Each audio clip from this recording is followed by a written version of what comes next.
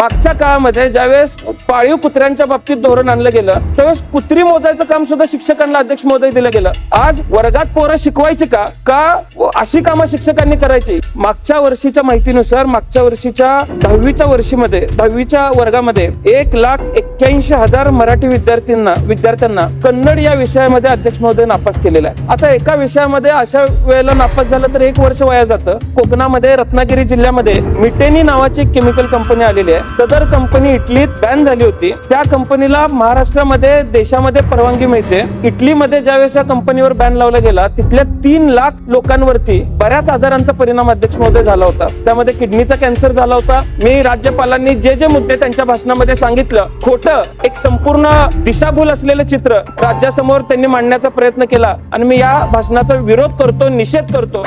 वेळ मिळाला. अध्यक्ष महोदय, आज मी इथे राज्यपालांच्या अभिभाषणावरती बोलण्यासाठी उभा आहे आणि राज्यपालांचं एकूण भाषण ऐकल्यानंतर आणि समोर बसलेल्या सत्ताधारी पक्षातील सदस्यांचं भाषण ऐकल्यानंतर जर राज्यपाल म्हणतायत आणि शासन म्हणताय त्या पद्धतीनं राज्य चालत असतं तर अध्यक्ष महोदय कदाचित आम्ही विरोधी पक्ष म्हणून इथं आलो नसतो किंवा आम्हाला निवडून देण्याची गरज या राज्यातल्या जनतेला वाटली नसते. अशी परिस्थिती अध्यक्ष महोदय राज्यपालांच्या भाषणानंतर आम्हाला त्या ठिकाणी विचार त्या मनामध्ये येतोय. अध्यक्ष महोदय, आज प्रगतशील महाराष्ट्र पुढे घेऊन जात असताना राज्यपालांचं जे भाषण झालं त्या भाषणाला खरं तरी कशाच्या आधारे त्या भाषणाचं कौतुक केलं जातं हे अध्यक्ष महोदय मला कळत नाहीये. त्यामुळं अध्यक्ष महोदय मला खेद होतोय की आज राज्यपालांनी त्यांच्या भाषणामध्ये सुरुवातीलाच महाराष्ट्र आणि कर्नाटक या सीमावादावरती ते बोलले आणि साधारण प्रत्येक वर्षी एकच वाक्य बोललं जातंय की तज्ञ वकिलांची नियुक्ती आम्ही हा सीमावाद सोडवण्यासाठी करतोय. पण अध्यक्ष महोदय, मी मागच्या वर्षीही सांगितलं की आम्ही ज्या वेळेला बेळगावला जातो, बेळगावच्या ग्रामीण भागामध्ये जातो, तिथं मराठी भाषिकांना मारहाण केली जाते.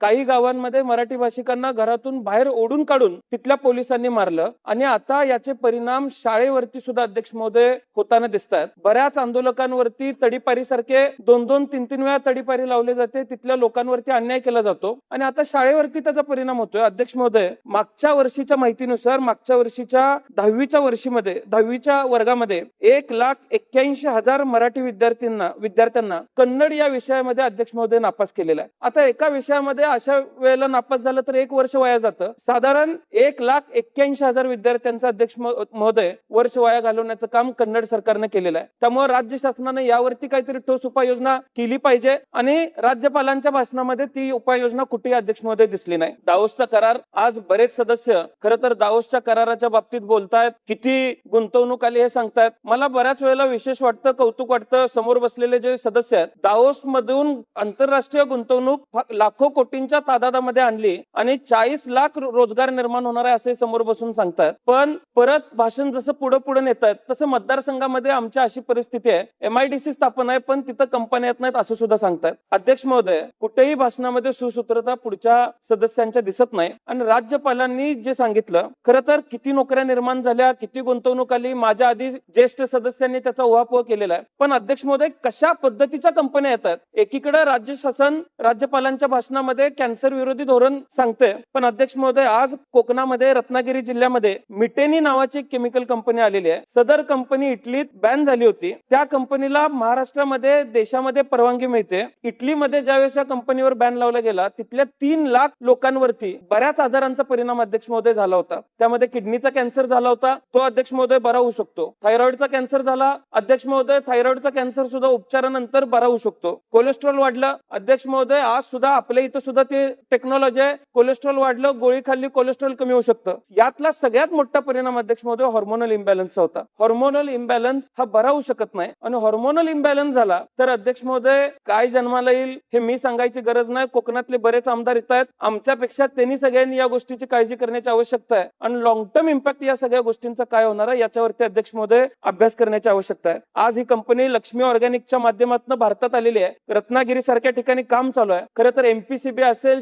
शासन असेल, प्रशासन असेल, काय काम करते हे खरं तर राज्यातल्या जनतेसमोर अध्यक्ष महोदय येणं तितकंच गरजेचं झालेलं आहे. अध्यक्ष महोदय, राज्यपालांच्या भाषणामध्ये कृषी क्षेत्रावरती अगदी राणादिन थाटातल्या योजना त्यांनी सांगितल्या, AI सांगितलं. अलीकडच्या काळात AI म्हणले की लोकांना जरा बरं वाटायला लागलेलं आहे अध्यक्ष महोदय. पण आज भारत अमेरिकेचा जो करार झालेला आहे, हा करार कुठल्या दबावापोटी झाला, काय गोष्टी आहेत याचा कुठलाही उहापोह अध्यक्ष महोदय आम्ही करणार नाही किंवा त्या खोलात जाणार नाही. पण आज जर करार आंतरराष्ट्रीय पातळीवरती झालेलाच आहे, तर महाराष्ट्रामध्ये तुम्ही कुठली समिती तयार केलेली आहे, त्याचा परिणाम महाराष्ट्रावरती कसा होणार आहे? आज संबंध देशामध्ये सोयाबीन उत्पादक शेतकरी, मी फार लांब जात नाही, माझ्या मतदारसंघामध्ये 4,500 हेक्टर सोयाबीन आहे. मराठवाड्यामध्ये त्याच्याही पेक्षा जास्त आहे, विदर्भात त्याच्याही पेक्षा जास्त आहे. आज सोयाबीन उत्पादक शेतकरी अडचणीत आलेला आहे. नाफेड सोयाबीनची गरज संपली म्हणून खरेदी बंद करतं आणि अशा काळामध्ये अमेरिकेतनं सोयाबीन कशासाठी मागवायचं आहे आणि इथल्या स्थानिक शेतकऱ्याचं नुकसान अध्यक्ष महोदय काय करायचं आहे? डाळीची तीच परिस्थिती आहे, कोकणातल्या भाताची तीच परिस्थिती राहणार आहे, ज्वारीची तीच परिस्थिती राहणार आहे. आणि काल अध्यक्ष महोदय मी अमेरिकेचा आणि भारताचा झालेला करार वाचत होतो. आज माझ्या मतदारसंघामध्ये द्राक्ष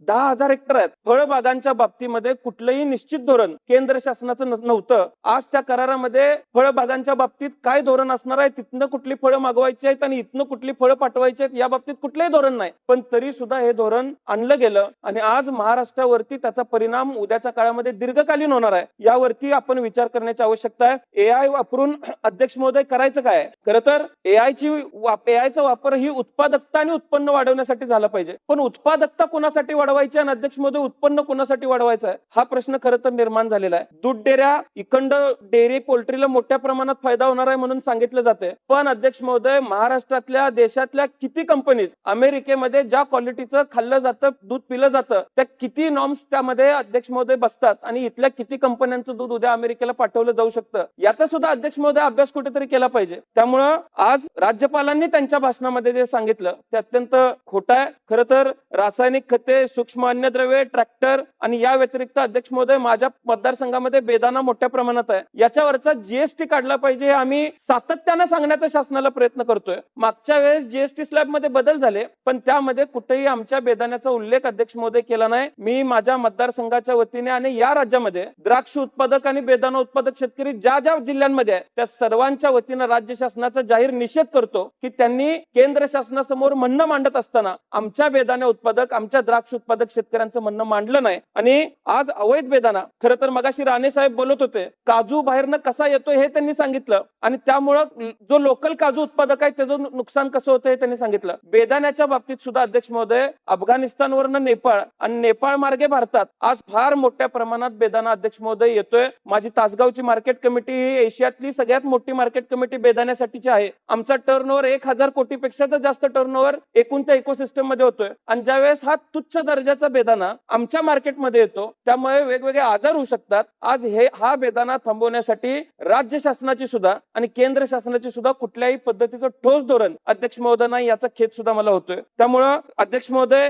जे मत राज्यपालांनी कृषी क्षेत्राच्या बाबतीमध्ये मांडलं, बरीच फळ पिकं आहेत जी भविष्य काळात वाचवायला लागणार आहेत. डाळिंबाचं महामंडळ आहे, आज काजूचं महामंडळ आहे, तसंच येत्या काळामध्ये द्राक्षाचं महामंडळ स्थापन करावं ही विनंती सुद्धा अध्यक्ष महोदय मी करेन. मुख्यमंत्री पंचायत राज योजनेचा सन्मान आज राज्यपालांनी त्यांच्या भाषणामध्ये केला. खरं तर लोक चळवळ जी तयार व्हायला पाहिजे ती ग्राम विकास खात्याला या योजनेच्या माध्यमातून लोक चळवळ अध्यक्ष महोदय तयार करता आली नाही. सगळा दबाव ग्राम विकास अधिकाऱ्यांवर टाकायचा. तुम्ही सहज प्रत्येक जिल्हा परिषदेमध्ये जाऊ शकता. आज हजारो ग्राम विकास अधिकाऱ्यांनी आपले राजीनामे राज्य शासनासमोर ठेवलेले आहेत आणि आम्ही हे काम करू शकत नाही म्हणून अध्यक्ष महोदय सांगितलेलं आहे. ही खेदाची गोष्ट आहे अध्यक्ष महोदय. त्यामुळे आपण या गोष्टीवरती विचार करायला पाहिजे की एखादी योजना आणली तर त्या योजनेला निधीची तरतूद सुद्धा मोठ्या प्रमाणात करावी लागते, तर गावं चांगली काम करू शकतात. वसुंधरा योजनेमध्ये अध्यक्ष महोदय मला तुम्हाला सांगायला अभिमान वाटेल की गेल्या 1 वर्षामध्ये आमच्या पंचायत समितीने दोन्ही इतकं चांगलं काम केलं की आज महाराष्ट्रामध्ये ज्या टॉपच्या 3 पंचायत समिती आलेल्या आहेत त्यातली पहिली पंचायत समिती तासगावची आली आणि तिसरी पंचायत समिती कवठेमंकाळ तालुक्याची आली. प्रशासनाला घेऊन आम्ही काम करायचा प्रयत्न करतोय, चांगल्या योजना लोकांपर्यंत पोहोचवण्याचा प्रयत्न करतोय. पण अध्यक्ष महोदय, काम करायला निधीच नाही. आज राज्यामध्ये काम करायला पैसे नाहीत म्हणून किंवा बिल निघेनात म्हणून कॉन्ट्रॅक्टर आत्महत्या करतायत आणि अशा काळामध्ये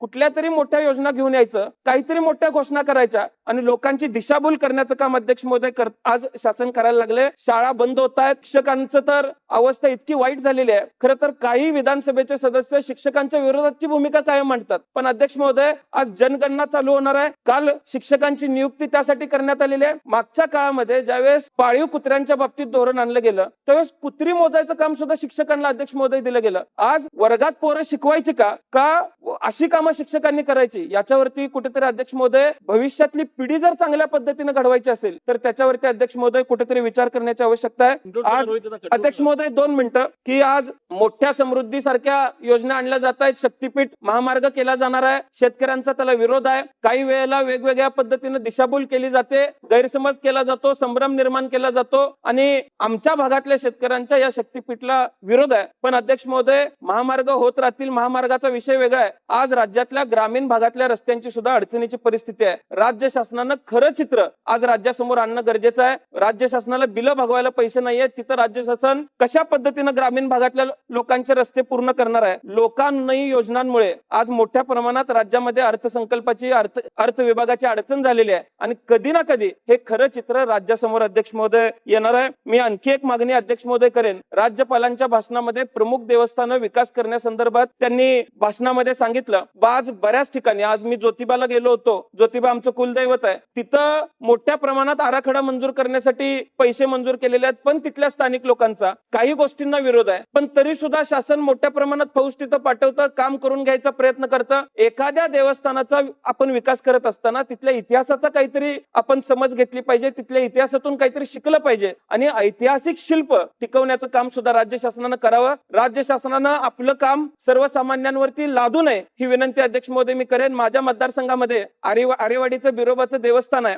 154 कोटींचा प्रस्ताव अगदी शेवटच्या टप्प्यात अर्थ खात्याच्या फाईलवरती तिथं आलेला आहे. या अर्थसंकल्पामध्ये तिथं आरेवाडीच्या बिरोबाकडे कर्नाटकातला, गुजरातचा, मध्य प्रदेशचा, तेलंगणाचा धनगर समाज संपूर्ण माझ्या मतदारसंघामध्ये येत असतो. त्यामुळं राज्याचा लौकिक वाढेल इतक्या मोठ्या प्रमाणात निधी तिथं अध्यक्ष महोदय देणं गरज आहे. अगदी आम्ही शेवटच्या टप्प्यापर्यंत फाईल आणलेली आहे. आम्हाला आशा आहे की राज्याचा नावलौकिक वाढेल अशा पद्धतीचा निधी आरेवाडीला आम्हाला मिळेल. त्यामुळं मी राज्यपालांनी जे मुद्दे त्यांच्या भाषणामध्ये सांगितलं, खोटं एक संपूर्ण दिशाभूल असलेलं चित्र राज्यासमोर त्यांनी मांडण्याचा प्रयत्न केला आणि मी या भाषणाचा विरोध करतो, निषेध करतो आणि खेद सुद्धा व्यक्त करतो. धन्यवाद.